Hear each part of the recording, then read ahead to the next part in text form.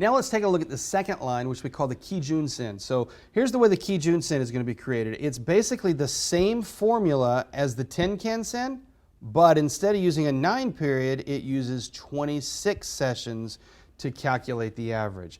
So this is often called the standard or the baseline. We take the 26-day midpoint average, and then you've got the Tenkan, which is the 9-day midpoint average. Again, here's the formula. It's really simple. 26-day high plus the 26-day low divided by 2, and that creates the formula here. The way that it's constructed is exactly like the Tenkan. So take a look here. Notice how you've got all these little flat lines. Where would those flat lines come from? That's when that range has not moved, as opposed to that normal moving average that averages everything. The Tenkan and the Kijun, what they do is they take that range and they do the midpoint. So just look at the Kijun here, and you see it looks a lot like an average coming across here, but it's a little bit more jagged.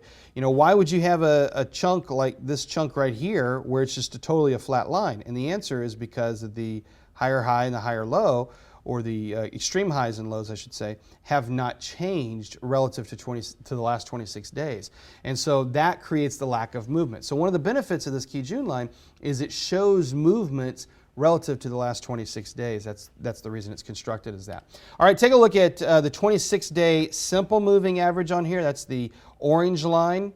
Notice how smooth that is. Now compare that to the 26-day Kijun Sen, which is this midpoint average, and you see how jagged it is. That's the distinction here. Now, you may look at it and say you don't understand why one would use one versus the other. It's not a decision of one versus the other. It's just this is how the clouds are constructed. So I'm just teaching you how it's constructed here, and now you can understand it a little bit better. Sometimes the Kijun will be a little bit ahead of the moving average. Sometimes the moving average is a little bit ahead of the Kijun. And I don't know that one is specifically right or wrong. It's just, again, it's the way that the clouds are constructed, all right? So now you understand that. Now, with that in mind, let's take a look over here and talk about how we pull these two together. With Tenkan and Kijun, together, they provide the current portion of the Ichimoku clouds. Remember, we talked about 3 portions. We got the historical portion, we got the current, and the future.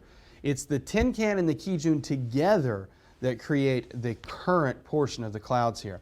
Now they work very much like your moving averages. So if you're already familiar with moving average systems, you should be somewhat familiar with the way that these two lines are going to interact together. And we're going to get some signals from these two lines, but they're most important, not necessarily as the signals, but they're most important as the foundation for everything else, because the other 3 lines are derived from these 2 lines right here. So that's why we have to start with these current lines and the way that they're formulated. And by the way, if you threw in the regular Western simple moving averages instead of these 2 and you tried to calculate everything, your clouds would look totally screwed up. So you got to calculate it like this. Good news is your charting software will do it for you. But they are the foundation. Take a look here. You notice they're crossing over, showing a lot of those signals like you're used to seeing with your moving averages. They're just a little bit more jagged. And again, the reason for that jagged nature is because of the extreme high and the extreme low for that time period.